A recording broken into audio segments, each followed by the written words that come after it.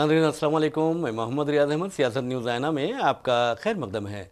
नाज़रीन, आप अच्छी तरह जानते हैं कि हम इस प्रोग्राम के ज़रिए सबसे ज़्यादा अहमियत इस खबर को देते हैं, वो गज़ा के शोधा से मुतालिक होती है, गज़ा के मुजाहिदीन से मुतालिक होती है और गज़ा के बच्चों और ख़वातीन से मुतालिक होती है। आप अच्छी तरह जानते हैं कि 7 अक्टूबर 2023 को इसराइल और फ़लस्तीनी जंग का आगाज़ हुआ। उसके बाद से इसराइल ने जिस दरिंदगी का मुजाहरा किया, उस दरिंदगी में अमेरिका ने भी अपना किरदार अदा किया। यानी इसराइल की जो इमदाद की, इसराइल को जो हथियार फराहम किए, वो हथियार, वो बम और वो आप देखेंगे कि आलात हर्बी इस फ़लस्तीनियों के ख़िलाफ़ इस्तेमाल किए गए। और ये भी आप अच्छी तरह जानते हैं कि 7 अक्टूबर 2023 से लेकर अब तक अगर सरकारी आदाद-ओ-शुमार यानी फ़लस्तीनी वज़ारत सेहत के आदाद-ओ-शुमार पर यकीन किया जाए तो 44,249 फ़लस्तीनियों ने जाम शहादत नोश किया है, जबकि 1,04,746 फ़लस्तीनी ज़ख्मी हुए हैं। और ये भी कहा जा रहा है कि फ़लस्तीनी जो शोधा हुए हैं या फिर ज़ख्मी हुए हैं, उनमें ख़वातीन और बच्चों की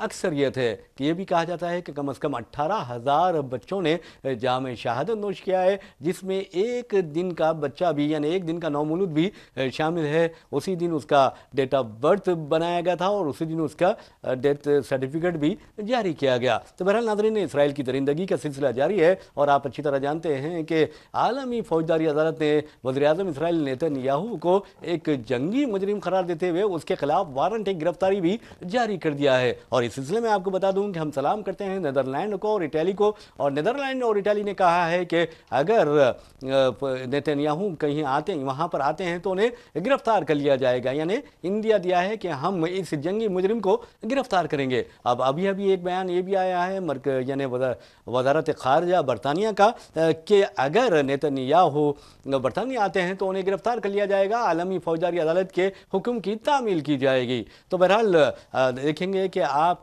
जो हक होता है वो जाहिर होकर रहता है, जो सच होता है वो जाहिर होकर रहता है। बहरहाल नाज़रीन, आपको ये भी बता दूं कि अब जो खबर आ रही है, एक खबर तो ये है कि 24 घंटों में इसराइल ने अपनी दरिंदगी का मुजाहरा करते हुए 30 फ़लस्तीनियों को, कम से कम 30 फ़लस्तीनियों को और 31 लेबनानियों को यानी शहीद किया है और बेतहाशा अफराद ज़ख्मी हुए हैं। बहरहाल एक खबर, इसी दौरान ये खबर आ रही है कि इसराइल और हिजबुल्लाह के दरमियान जंगबंदी माहिदा इंतहाई करीब को पहुंच गया है। यानी जल्द यानी माहिदा पाए तकमील को पाने को है, यानी पाए तकमील को पहुंचने को है। तो बहरहाल नाज़रीन, एक तरफ हिजबुल्लाह से तो इसराइल जंगी माहिदे के लिए तैयार है, लेकिन जहां तक हमास का सवाल है उससे वो जंगबंदी का माहिदा नहीं कर रहा है। जबकि आपने देखा कि नेतन्याहू ने हमास को डॉलर्स में खरीदने की कोशिश की थी और नेतन्याहू ने कहा था कि अगर तुम एक यरगमाली को लाओगे तो $5 मिलियन यानी $50 लाख हम तुम्हें उसका इनाम देंगे। लेकिन आप याद रखिए, ये फ़लस्तीनी है,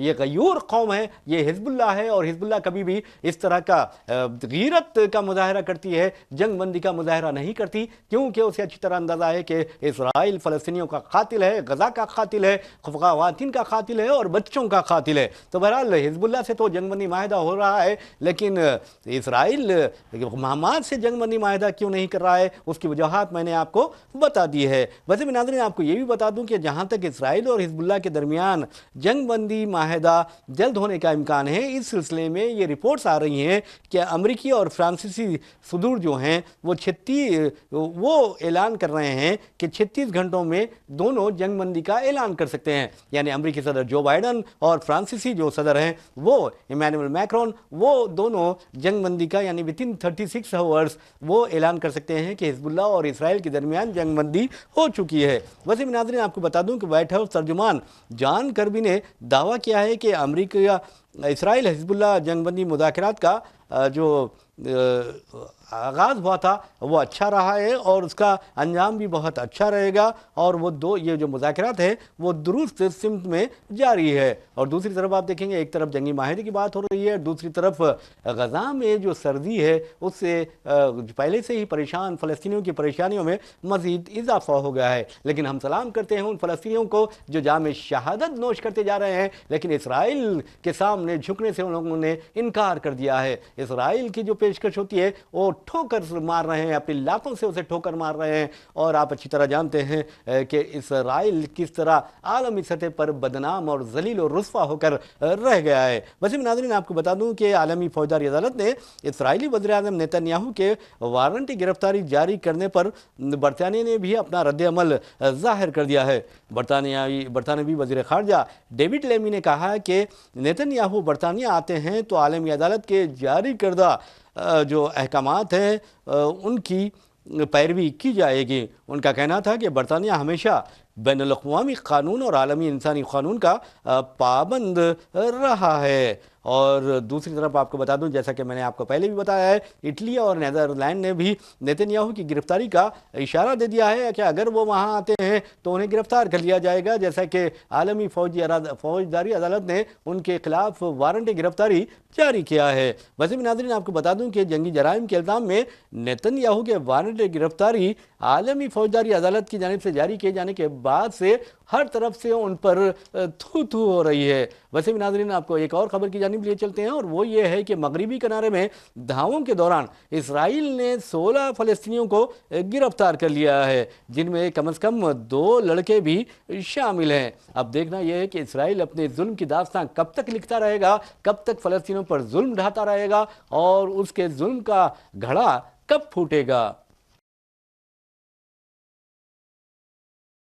नाज़रीन, हम आपको लिए चलते हैं पड़ोसी मुल्क पाकिस्तान। पड़ोसी मुल्क पाकिस्तान में आप अच्छी तरह जानते हैं कि PTI सरबराह, पाकिस्तान तहरीक इंसाफ के सरबराह वो साबिक़ वज़ीर-ए-आज़म इमरान खान जेल में है और उनकी रिहाई के लिए उनकी पार्टी के कारकुन ज़बरदस्त एहतजाज कर रहे हैं। और उन लोगों ने इस्लामाबाद D चौक तक जुलूस निकालने की कोशिश की है और इसी कोशिश में बताया जाता है कि ये जो एहतजाज है वो पुरतशद्दुद रुख इख्तियार कर गया है। और ये भी कहा जा रहा है कि हुकूमत ने एहतजाज को देखते हुए इमरान खान के हामियों को देखते ही गोली मार देने के अहकामात भी जारी कर दिए हैं। हकाम पर पीटीआई ने तशद्दुद की राह इख्तियार करने का इल्ज़ाम भी आयद किया और कहा कि निफाज़ क़ानून की एजेंसियों की कार्रवाई में उसके हज़ारों हामी ज़ख्मी हो गए हैं। एहतजाजी के बारे में कहा जा रहा है कि एहतजाज पुरतशद्दुद रुख इख्तियार कर गया है, जिसके नतीजे में मियाँ नवाज शरीफ के भाई शहबाज शरीफ की हुकूमत परेशानी से दो चार हो गई है। और ये भी कहा जा रहा है कि तशद्दुद के नतीजे में कम से कम 40 पैरामिलिट्री पर्सनल और 2 पुलिस वाले शदीद ज़ख्मी हो गए हैं। लेकिन बाद में ये इत्तला आई है कि इस तशद्दुद में कम से कम 4 पैरामिलिट्री पर्सनल और 2 पुलिस वाले हलाक हुए हैं। और इसके अलावा ये भी कहा जा रहा है कि बेशुमार ऐसे अरकान अमला हैं जो पैरामिलिट्री फोर्सेस के, जिनकी तादाद कम से कम 100 बताई गई है, वो पुरतशद्दुद एहतजाजियों के हाथों ज़ख्मी हुए हैं।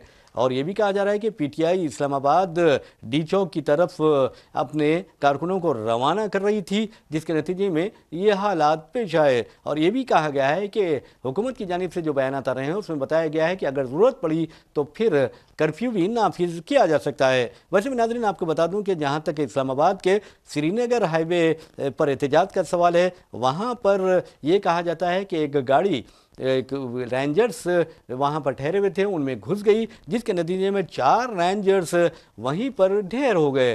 वैसे भी नाज़रीन, जहाँ तक इमरान खान का सवाल है, इमरान खान की मुंतखबा हुकूमत को जिस अंदाज में गैर जमहूरी अंदाज में बरतरफ किया गया, फिर उसके बाद आपने देखा इंतखाबात में भी इमरान खान की पीटीआई को ज़बरदस्त कामयाबी मिली थी और उसके बाद जिस अंदाज में बददियानती की गई और इंतखाबात के जो नताइज हैं उनमें उलट फेर की गई, उसके बाद से अवाम में शदीद नाराज़गी पाई जाती है। हालांकि आपने देखा कि पाकिस्तान मुस्लिम लीग और पीटीए और पाकिस्तान के जो बेनज़ीर भुट्टो की साबिक़ वज़ीर-ए-आज़म है, उनकी पार्टी पीपल्स पार्टी की हुकूमत है, मुश्तमखलूत हुकूमत है, लेकिन उसके बावजूद भी इमरान खान की पार्टी जो सूबे खैबर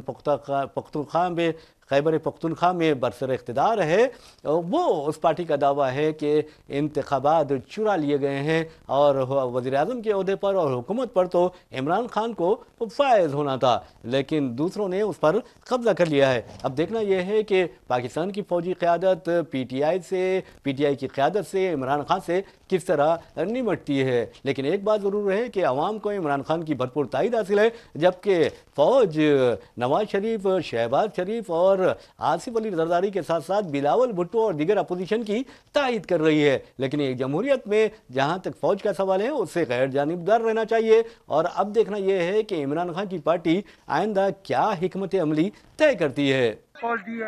हम आए यहाँ फ्रंट लाइन पे अभी इनकी जो शेल्स ये कर रहे हैं, ये फेस कर रहे हैं, और इंशाल्लाह तब तक नहीं जाएंगे जब तक ये खान को रिहा ना करे और हमारी जितने भी मुतालिबात है हमने पीछे नहीं हटना। इंशाल्लाह इन्होंने 3 दिन से मुल्क को जो है वो बंद किया हुआ है। हमारी ये कोशिश होगी, इनका अज़म, इनकी जो ज़िद है, इनकी जो अना है कि इस मुल्क की आवाम को हम महकूम बनाए रखेंगे, इस मुल्क की आवाम को हम ग़ुलाम बनाए रखेंगे, इस मुल्क की आवाम को हम जो वो वोट के ज़रिए अपने हक़ के ख़ुद इरादियत का फ़ैसला करते हैं वो हमें नामंजूर है। तो लिहाजा हमारी भी ये ज़िद है, हमारा भी ये अज़म है कि हम इस मुल्क में जो महकूमियत की जो क़ुव्वतें हैं उनको शिकस्त देंगे। हम हकीकी आज़ादी की का जो सफ़र है वो इमरान खान की सरबराही में। नाज़रीन, हम आपको लिए चलते हैं उत्तर प्रदेश हिंदुस्तान की सबसे बड़ी रियासत है जहां पर बीजेपी की हुकूमत है और बीजेपी की हुकूमत के साथ ही योगी आदित्यनाथ का नाम जहन में आ जाता है और योगी आदित्यनाथ का नाम आते ही बुलडोज़र बाबा छा जाते हैं। बहरहाल आप ने देखा कि किस तरह फ़लस्तीन में यानी फ़लस्तीनी इलाकों में इसराइल ने दरिंदगी का मुजाहरा किया और गैर इंसानी सलूक करते हुए फ़लस्तीनियों के ख़िलाफ़, उनके मकानात के ख़िलाफ़, उनके दुकानात के ख़िलाफ़, उनके अस्पतालों, स्कूलों और यूनिवर्सिटीज़ के ख़िलाफ़ बुलडोज़र का इस्तेमाल किया। फिर उसके बाद आपने देखा कि बीजेपी ने उसकी नकल की, यानी यहूदियों की और सेहूनी फ़ौज की नकल करते हुए उत्तर प्रदेश में मुसलमानों को बुलडोज़र से निशाना बनाने की कोशिश की। जैसे ही बुलडोज़र बाबा ने मुसलमानों को बुलडोज़र के जरिए निशाना बनाने की कोशिश की और आपने देखा कि हालिया अरसे के दौरान सुप्रीम कोर्ट ने जिस तरह का थप्पड़ रसीद किया है उत्तर प्रदेश हुकूमत के चेहरे पर अपने अहकामात के जरिए, उसके बाद भी ऐसा लगता है कि बुलडोज़र बाबा सुधरने वाले नहीं है, बल्कि मुसलमानों के खिलाफ तासुब और जानिबदारी का खुला मुजाहरा किया जा रहा है। अगर सुप्रीम कोर्ट और अदलिया मुसलमानों के साथ हो रही नाइंसाफ़ी को रोकने के लिए आगे नहीं आते हैं तो इसके नतायज बहुत ही भयानक साबित हो सकते हैं। तो बहरहाल नाज़रीन, संभल के बारे में हम आपको बताएंगे। संभल में एक मुगलिया दौर की एक शाही मस्जिद है और आपको ये भी बता दूं कि अफसोस की बात है किस तरह हिंदुस्तान में कानून से खिलवाड़ किया जा रहा है, खासतौर पर बीजेपी ज़ेर इख्तियार रियासतों में। उसका अंदाजा इस वाक़े से आप लगा सकते हैं। संभल के एक वकील बाप बेटे जो जैन है, हिंदू भी नहीं है, वो आप देखेंगे कि किस तरह अदालत से रुजू होते हैं और अदालत की आप देखिए, उसकी काबिलियत देखिए, उसकी अदालत की बहुत बड़ा कारनामा अदालत ने अंजाम दिया। जैसे ही ये रुजू होते हैं और कहते हैं कि संभल की जो मुगलिया दौर की शाही मस्जिद है उसके नीचे एक मंदिर था और मंदिर तोड़कर मस्जिद तामीर की गई, तो अदालत सिर्फ 3 घंटों में सर्वे का हुक्म दे देती है। आप अंदाजा कीजिए, गौर कीजिए इस नुक्ते पर कि किस तरह नाइंसाफी हो रही है मुसलमानों के साथ, किस तरह नाइंसाफी हो रही है अक़लियतों के साथ और किस तरह इंसाफ का कत्ल किया जा रहा है उत्तर प्रदेश में। और तो बहरहाल अब और नाइंसाफी अब आगे देखिए क्या होती है। अब ये सर्वे करने के लिए पुलिस वहां जाती है। पुलिस एक तनहा नहीं जाती बल्कि शरपसंदों के साथ जाती है। शरपसंदे जय श्री राम के नारे लगाते हैं और फिर मुसलमान जब उसे एहतजाज करते हैं तो उन पर गोलियां चला दी जाती हैं। और उस पर देखिए जुल्म एक तरफ और उसके बाद तुरफा तमाशा ये कि पुलिस गोली भी चलाती है और कहती है कि हमने गोली नहीं चलाई, और इस गोली चलाने के नतीजे में 4 मुस्लिम नौजवान शहीद हो जाते हैं। अब अंदाजा कीजिए कि चलिए उत्तर प्रदेश के मुसलमानों में जज्बे शहादत तो पैदा हो रहा है और ये जज्बे शहादत उन्हें अपनी मंजिल तक, अपनी कामयाबी तक जरूर पहुंचाएगा। आज जो जुर्रत इस बात की कर रहे हैं कि मस्जिदों पर बुलडोजर जलाने की जुर्रत कर रहे हैं, कल उनमें यह जुर्रत बाकी नहीं रहेगी अगर मुसलमान इसी तरह जाम शहादत नोश करते जाएंगे। तो बहरहाल 4 मुसलमान शहीद हुए और अफसोस की बात यह है कि मुरादाबाद के डिविजनल कमिश्नर अंजना कुमार सिंह का कहना है कि 4 मुसलमानों की पोस्टमार्टम रिपोर्ट से पता चलता है कि उन्हें देसी हथियारों से गोलियां चलाकर कत्ल किया गया। अब आप अंदाजा कीजिए कि पुलिस वाले गोली चलाते हैं, ये नौजवान शहीद होते हैं और एक पुलिस का आला ओहदेदार कहता है कि देसी हथियारों से इनको गोली चलाई गई, जिसके नतीजे में वो अपनी जिंदगियों से महरूम हो गए। अब उसके बाद एक बयान सुनिए आप। 4 मुसलमानों की हलाकतों की तौसीक होती है, लेकिन आपको बता दूं कि कई ऐसे वीडियो मंजर आम पर आए हैं जिसमें पुलिस ऑफिसरों को और कांस्टेबलों को आप देखेंगे कि गोली चलाते हुए, एहतजाजियों पर गोली चलाते हुए देखा गया। अब जबकि जियाउर रहमान बर्क संभल के रुकन पार्लियामेंट हैं, उन्होंने इल्ज़ाम आयद किया कि कुछ ओहदेदारों ने अपनी निजी हथियारों के साथ साथ सर्विस हथियारों से भी गोली चलाई और अपनी कार्रवाई को आगे बढ़ाया और उन्होंने एक यानी फिरका वाराना तशद्दुद की आग भड़का दी। अब सवाल ये पैदा होता है कि जिन पुलिस वालों ने देसी साख्ता हथियारों से मुसलमानों पर गोलियां चलाई,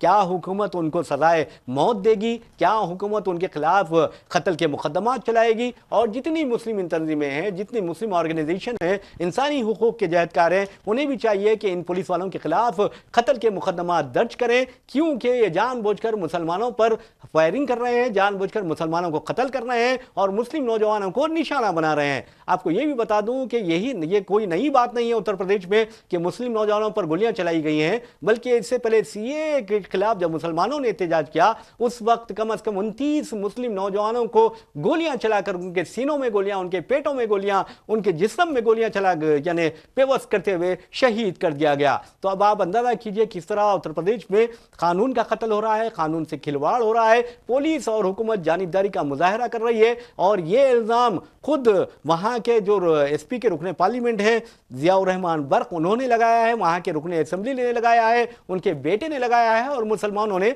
यह इल्जाम आयद किया है। क्या अब सुप्रीम कोर्ट का फर्ज नहीं बनता कि वो इसका अस खुद नोट ले और मुसलमानों के खिलाफ जो कानून से खिलवाड़ किया जा रहा है उस सिलसिले को रोके, उनका कत्ल जो किया जा रहा है, कत्लेआम किया जा रहा है, उस सिलसिले को रोके और फिरका वाराना तशद्दुद और फिरका वाराना बुनियाद पर लोगों को जो तकसीम किया जा रहा है उसे रोके। तो बहरहाल नाज़रीन, आपको बता दूं कि जहां तक इस वाक़े का सवाल है, पुलिस ने 2500 लोगों के खिलाफ मुकदमा दर्ज कर लिया है। और दिलचस्पी की बात यह है कि एसपी के जो रुकने पार्लियामेंट है जियाउर रहमान बर्क, वो उस वक्त बेंगलुरु में थे, अखिलेश यादव ये कहते हैं, लेकिन पुलिस ने उनके खिलाफ भी मुकदमा दर्ज कर लिया। अब शर्म आनी चाहिए कि एक शख्स, एक रुकने पार्लियामेंट जो बेंगलुरु में था, उसके खिलाफ मुकदमा दर्ज करना, इसका मतलब यह है कि तुमने कानून से खिलवाड़ किया है, कानून से मजाक किया है, कानून से गद्दारी की है। और ऐसे में इन पुलिस अहदेदारों के खिलाफ जरूर मुकदमा दर्ज किए जाने चाहिए और मुसलमानों को आगे आने चाहिए। जिस तरह मुसलमानों ने मस्जिद के लिए अपनी जानों की कुर्बानियां दी हैं, इसी तरह इंसाफ के लिए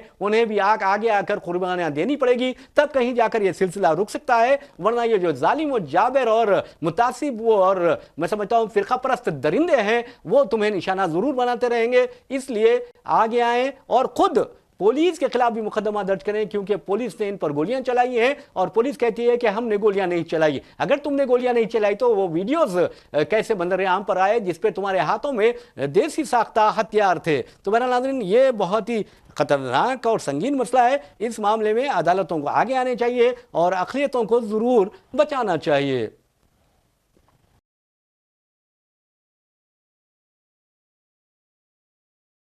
नाज़रीन, हम आपके लिए चलते हैं महाराष्ट्र में आपने देखा कि किस तरह इंतखाबी नताइज मंजर आम पर आए।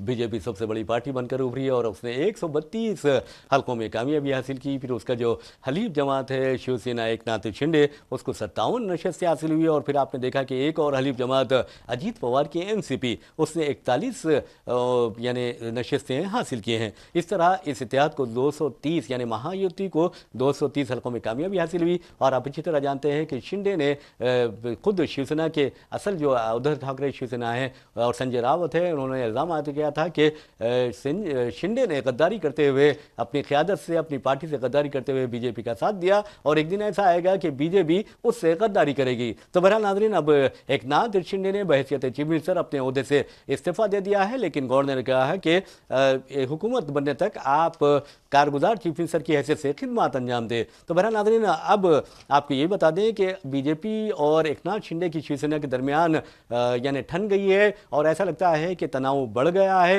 एकनाथ शिंदे का ग्रुप चाहता है कि चीफ मिनिस्टर के ओहदे पर एकनाथ शिंदे को बरकरार रखा जाए, जबकि बीजेपी चाहती है कि फडणवीस जो हैं वो ओहदे चीफ मिनिस्टर पर फायद रहें। हालांकि आपने देखा कि अब तक यानी इंतखाबात तक फडणवीस डिप्टी चीफ मिनिस्टर के ओहदे पर फायद थे और एकनाथ शिंदे चीफ मिनिस्टर की हैसियत से खिदमत अंजाम दे रहे थे। तो बहरहाल जहां तक महाराष्ट्र के 14वीं असेंबली का सवाल है, है उसकी मियाद आज ख़त्म भी हो गई है। अब देखना ये है कि नई हुकूमत कब यानी हलफ लेती है। वैसे मैं नाज़रीन आपको बता दूं कि फडनवीस के बारे में कहा जा रहा है कि वो फिलवक्त दिल्ली में है और अमित शाह को इस बात के लिए कायल करने की कोशिश कर रहे हैं कि ओहदे चीफ मिनिस्ट्री पर बीजेपी का उम्मीदवार फायज होना चाहिए और बीजेपी देवेंद्र फडणवीस को ही चीफ मिनिस्टर बनाएगी ऐसा दिखाई देता है। लेकिन जिस अंदाज में एकनाथ शिंदे पैदल हो रहे हैं उससे तो यही लगता है कि वो बहुत ज़्यादा नाराज़ है और उनके हामियों में भी नाराज़गी पाई जाती है। लेकिन बीजेपी को परेशान होने की जरूरत नहीं है। बीजेपी के पास 132 अरकान असेंबली है, जबकि आप देखेंगे एनसीपी अजीत पवार ने बीजेपी और ख़ास तौर पर फडणवीस की बहैसियत चीफ मिनिस्टर तायीद कर दी है। तो इसका मतलब ये हुआ कि 288 रुकनी असेंबली में 145 जो नंबर है वो मैजिक नंबर है, जादुई अदद है, तो ये बासानी पूरा कर लेगी। अगर एकनाथ शिंदे नाराज भी होते हैं तो अब उनकी किसी को कोई परवाह नहीं है, बीजेपी उन्हें नज़रअंदाज करती है। तो बहरहाल जैसा करेगा वैसा भरेगा। एकनाथ शिंदे ने कुछ किया था और आज उनके साथ भी वही होने वाला है। नाज़रीन आप अच्छी तरह जानते हैं कि हमारी पड़ोसी मुल्क बांग्लादेश में किस तरह के हालात हैं। वहाँ पर आपने देखा कि नोबल लारेड मोहम्मद यूनुस की ज़ेर निगरानी एक उभरी हुकूमत काम कर रही है और वहाँ पर यह कहा जा रहा है कि जो अक़लियतें हैं ख़ास तौर पर हिंदुओं पर जुल्म किया जा रहा है। हमारे वज़ीर-ए-आज़म नरेंद्र मोदी की पार्टी बीजेपी को बहुत ज़्यादा परेशानी है और हमारी हुकूमत को बहुत ज़्यादा उस बारे में तशवीश का शिकार दिखाई देती है। लेकिन उसे या ख़ास तौर पर मोदी हुकूमत को आप देखेंगे उत्तर प्रदेश में मुसलमानों पर जो जुल्म हो रहा है वो दिखाई नहीं देता और मुसलमानों के खिलाफ जिस तरह की मुहिम चलाई जा रही है, फ़िरका परस्त दरिंदे जिस तरह फ़िरका परस्ती का जहर घोल रहे हैं वो नज़र नहीं आता। तो बहरहाल मोदी हुकूमत ने बांग्लादेश के जो हालात पर तशवीश का इजहार किया है और वैसे भी मैं समझता हूँ कि जहाँ पर भी चाहे वो बांग्लादेश हो या पाकिस्तान हो या दुनिया के किसी भी मुल्क हो वहाँ पर जुल्म नहीं होना चाहिए, चाहे वो अक़लियतें हों या अक्सरियत हो, क्योंकि जहाँ पर इंसानियत होती है वहाँ पर जुल्म नहीं होता है। तो बहरहाल पाकिस्तान के बारे में अक्सर ये शिकायत आती है कि वहाँ पर अक़लियतों को सताया जाता है। हालांकि मैं समझता हूँ कि अक़लियतों को दीन की दावत देने के लिए, अक़लियतों में को अमन की दावत देने के लिए एक अच्छा मौका होता है। वो एक अक्सरियती मुल्क में होते हैं तो उन्हें समझाया जा सकता है, उन्हें सिखाया जा सकता है, उन्हें हकीकत से वाकिफ़ करवाया जा सकता है। तो बहरहाल तशद्दुद हर मसले का हल नहीं होता, मोहब्बत से काम लिया जाए तो बहुत चीज़ों में तब्दीलियाँ आ सकती हैं। तो बहरहाल नाज़रीन हिंदुस्तान ने बांग्लादेश में एक हिंदू पुजारी की गिरफ्तारी पर शदीद रद्द-ए-अमल का इजहार किया है। हुकूमत बांग्लादेश पर हिंदुस्तान ने जोर दिया कि वो अक़लियतों के तहफ़्फ़ुज़ को यकीनी बनाए। इस सिलसिले में आपको बता दूं कि मिनिस्ट्री ऑफ एक्सटर्नल अफेयर्स यानी मरकज़ी वज़ारत ख़ारजा ने तशवीश का इजहार करते हुए चिन्मय कृष्णा दास ब्रह्मचारी उनकी गिरफ्तारी की मजम्मत की है। और ये आपको बता दूं चिन्मय कृष्णा दास ब्रह्मचारी जो हैं अलमारूफ चंदन कुमार धार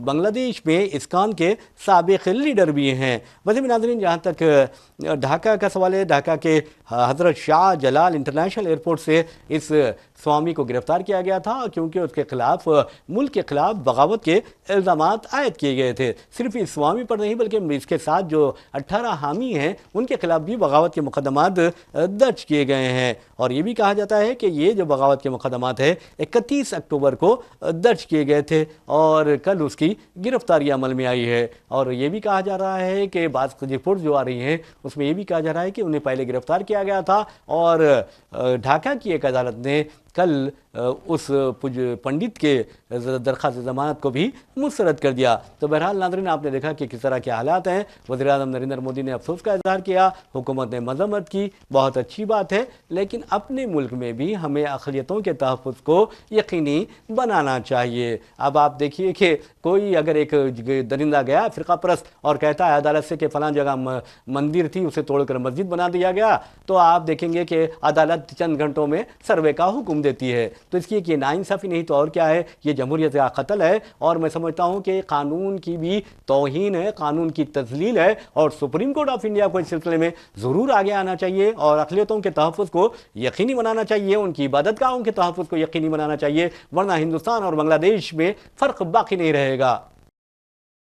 नाज़रीन, आप अच्छी तरह जानते हैं कि बीजेपी के एक लीडर हैं सुब्रमण्यम स्वामी। सुब्रमण्यम स्वामी वज़ीर-ए-आज़म नरेंद्र मोदी पर तनकीद के लिए शोहरत रखते हैं। अब उन्होंने कहा कि मोदी को अवामी ज़िंदगी से मुस्तफ़ी हो जाना चाहिए। सुब्रमण्यम स्वामी दरअसल अडानी की जो केस है उस पर अपने रद्द-ए-अमल का इजहार कर रहे थे और उन्होंने अपने रद्द-ए-अमल का इजहार करते हुए मोदी को अवामी ज़िंदगी से सुबकदोश हो जाने का मशवरा भी दिया है। और उन्होंने कहा कि अडानी पर जो रिश्वत सितानी के इल्ज़ाम आयद किए गए हैं अमरीकी अदालत में, उससे अडानी के साथ साथ हिंदुस्तान की छवि भी आलमी सतह पर मुतासिर हुई है। वैसे भी नाज़रीन, एक्स अकाउंट पर सुब्रमण्यम स्वामी ने कहा कि अमरीकी अदालत में जो मवाद अडानी एंड कंपनी के बारे में ज़ाहिर होगा उससे हिंदुस्तानी हुकूमत की छवि तबाह हो जाएगी। वैसे भी नाज़रीन, सुब्रमण्यम स्वामी पहली मरतबा नहीं है कि मोदी को तनकीद का निशाना बनाया हो, बल्कि कई मरतबा उनके खिलाफ उन्होंने बयानात जारी किए। एक मरतबा तो उन्होंने कहा कि मोदी अपनी निजी ज़िंदगी में राम जी को फॉलो नहीं करते, ख़ास तौर पर अपनी बीवी के तय उनका रवैया जो है उससे यही जाहिर होता है कि वो अपनी ज़िंदगी में राम जी से बहुत दूर हैं। उन्होंने 10 बरसों में राम राज्य के तौर पर काम करने का जो नाटक रचा है वो भी एक एक बदतरीन मिसाल बन गई है। वैसे में नाज़रीन, जहाँ तक सुब्रमण्यम स्वामी का सवाल है, उन्होंने वाज़ेह तौर पर कहा है कि मोदी ने भारत माता के साथ दगा किया है, धोखा किया है। यहाँ तक कि उन्होंने चीन की दरअंदाजी के बारे में भी मोदी को तनकीद का निशाना बनाया और कहा कि मोदी ने अक्सर यही कहा कि कोई नहीं आया, जबकि चीन 4065 मुरब्बा किलोमीटर लद्दाख की अराजी पर कब्जा कर चुका है और मोदी कहते हैं कि कोई नहीं आया। नाज़रीन, अब स्पोर्ट्स की तरफ चलते हैं। IPL यानी इंडियन प्रीमियर लीग ने कई खिलाड़ियों की ज़िंदगी बदल कर रख दी हैं और इस सिलसिले में सरफहरिस्त नाम जो है वो मोहम्मद सिराज का है। आप अच्छी तरह जानते हैं कि हैदराबाद से ताल्लुक़ रखने वाले मोहम्मद सिराज को रॉयल चैलेंजर्स बेंगलुरु ने सबसे पहले अपना खिलाड़ी बनाया था, उन्हें ख़रीदा था, उनकी बोली लगाई थी और उसके बाद आपने देखा कि अब मोहम्मद सिराज की जो कीमत है वो बढ़कर 12 करोड़ 25 लाख हो गई और उन्हें गुजरात टाइटंस ने अपनी टीम में शामिल कर लिया है। तो आप अंदाज़ा कर सकते हैं कि हैदराबादी खिलाड़ी मोहम्मद सिराज, जो विराट कोहली के बहुत करीबी समझे जाते हैं, बहुत ही उनके बाएतमाद रुफ़क़ा में उनका शुमार होता है, अब बेंगलुरु चैलेंजर्स ने उन्हें तो नहीं लिया, लेकिन गुजरात टाइटंस ने उनकी खिदमत से इस्तेफ़ादा करने का फैसला किया और उन पर जो जिद्दा में बोली लगाई गई थी 12 करोड़ 25 लाख में, उन्हें बोली लगाकर अपने टीम में शामिल कर लिया गया। लेकिन एक नहीं बल्कि मज़ीद 2 ऐसे कंटेंडर्स है, 2 ऐसे खिलाड़ी हैं जो बहुत ज़्यादा आवाम की तवज्जो हासिल कर चुके हैं। एक खिलाड़ी हैं वैभव सूर्यवंशी, ये बिहार से ताल्लुक़ रखते हैं, पटना से इनका ताल्लुक़ है और इस खिलाड़ी की उम्र आपको बता दूं सिर्फ 13 साल है और IPL की तारीख में ये सबसे कम उम्र खिलाड़ी साबित हो गए हैं। दूसरी तरफ आपको बता दूं कि अफगानिस्तान से ताल्लुक़ रखने वाले 18 साल स्पिनर अल्लाह मोहम्मद गजनफर है और गजनफर को आपको बता दूं कि मुंबई इंडियंस ने 4 करोड़ 80 लाख में उनके को ख़रीदा है और उनकी खिदमत हासिल की है। तो कहने का मतलब ये है, आप नाज़रीन बताने का मतलब ये है कि मोहम्मद सिराज तकरीबन 7 सीज़नों तक रॉयल चैलेंजर्स बेंगलुरु के लिए खेलते रहे और आपको ये भी बता दूं कि हैदराबाद की सनराइज़र्स ने मोहम्मद सिराज को नहीं ख़रीदा बल्कि मोहम्मद शामी को उन्होंने तरजीह दी और 10 करोड़ में मोहम्मद शामी हैदराबाद सनराइज़र्स में शामिल हो गए। और आपको ये भी बताना ज़रूरी है कि राजस्थान रॉयल्स ने वैभव सूर्यवंशी को, जो 13 साल की उम्र के हैं, उन्हें अपनी टीम में शामिल किया है और उम्मीद है कि वो IPL तारीख के सबसे कम उम्र खिलाड़ी साबित होंगे। और आपको ये बता दूं कि वैभव सूर्यवंशी ने ऑस्ट्रेलिया अंडर-19 के खिलाफ इंडिया अंडर-19 की जानिब से खेलते हुए हाल ही में ज़बरदस्त सेंचुरी स्कोर की थी। इस तरह वो इंटरनेशनल सेंचुरी बनाने वाले हिंदुस्तान के कम उम्र बैटर बन गए हैं। उनकी उम्र आपको बता दूं कि जहां तक उम्र का सवाल है, उन्होंने सिर्फ 12 साल की उम्र में रणजी ट्रॉफी डेब्यू किया था, यानी 12 साल 284 दिन की उम्र में रणजी ट्रॉफी उन्होंने डेब्यू किया था, वो भी मुंबई के खिलाफ। और आपको ये बता दूं कि सिर्फ 12 साल की उम्र में विनो मानकड ट्रॉफी के 5 मैचेस में वैभव सूर्यवंशी ने 400 रन स्कोर किए, कोई मामूली बात नहीं है। और इनके वालिद साहब का कहना है, यानी संजय सूर्यवंशी के मुताबिक राजस्थान रॉयल्स के जो बैटिंग कोच है विक्रम राठौड़, उन्होंने सूर्यवंशी से कहा है कि अगर तुम आईपीएल में शामिल होना चाहते हैं तो एक ओवर में आप 7 रन आपको अगर स्कोर करना हो तो आप कैसा करेंगे। तो बहरहाल उन्हें चैलेंज दिया गया था और उन्होंने एक ओवर में 6 छक्के लगाकर अपनी काबिलियत साबित कर दी और उसके बाद उन्हें इस टीम में शामिल कर लिया गया है। तो अब देखना यह है कि किस तरह वैभव और सूर्यवंशी क्या सचिन तेंदुलकर शामिल होंगे की तरह खुद को साबित करेंगे, ये सबसे अहम बात है। और जहाँ तक अफगानिस्तान के 18 साल खिलाड़ी अल्लाह मोहम्मद गंजनबर का सवाल है, उनके बारे में कहा जा रहा है कि कई टीमों की उन पर नज़र थी लेकिन बिलाखिर मुंबई इंडियंस ने उन्हें खरीद लिया है।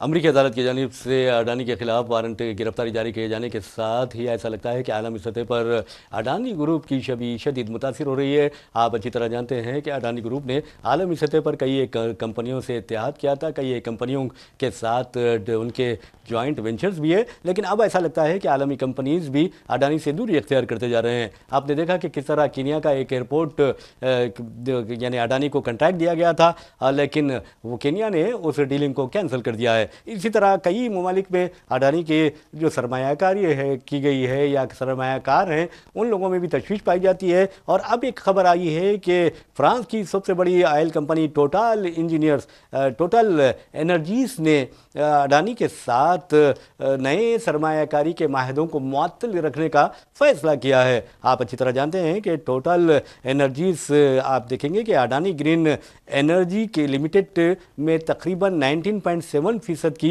हिस्सेदार है। अब उसने वाज़ेह तौर पर कह दिया है कि हम इसके साथ मुस्तक़बिल में उस वक्त तक कोई माहदे नहीं करेंगे, सरमायाकारी नहीं करेंगे जब तक अमरीकी अदालत की जानिब से उन्हें क्लीन चिट नहीं दी जाती। वैसे भी नाज़रीन आपको बता दूं कि एक बरस के दौरान यानी हिंडनबर्ग की जब से रिपोर्ट आई है, अडानी ग्रुप को 7 लाख करोड़ रुपए का नुकसान हुआ है। अडानी ग्रुप को नहीं बल्कि अडानी ग्रुप के सरमायाकारों को। तो आप अंदाजा लगा सकते हैं कि किस तरह धोखाधड़ी और झूठ का सिलसिला जारी नहीं रह सकता। हालांकि वज़ीर-ए-आज़म नरेंद्र मोदी पूरी तरह अडानी ग्रुप के साथ है, राहुल गांधी का इल्जाम है, उसके बावजूद भी हर कोई अडानी पर भरोसा नहीं कर सकता।